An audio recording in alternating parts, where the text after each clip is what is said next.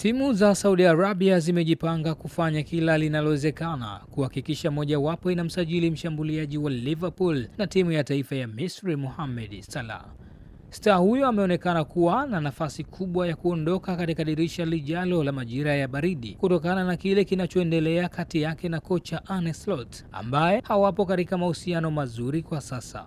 Salah mwenye umri wa miaka 33 amekuwa katika wakati mgumu tangu kuanza kwa msimu huu, hali iliyosababishwa awekwe benchi katika mechi kadhaa zilizopita. Siku kadhaa zilizopita alifunguka kwamba hapendezwi na hali ya kuwekwa benchi na ameweka wazi kwamba haoni kama ataendelea kuwepo ndani ya Liverpool baada ya dirisha la Januari. Salah mwenye umri wa miaka 33 amekuwa akiwindwa na timu za Saudi Arabia tangu dirisha la majira ya kiangazi mwaka jana, lakini aligoma kuondoka, akaamua kusaini mkataba na kuendelea kusalia katika kikosi hicho cha majogoo wa jiji. Mkataba wake kwa sasa unatarajiwa kumalizika mwaka 2027.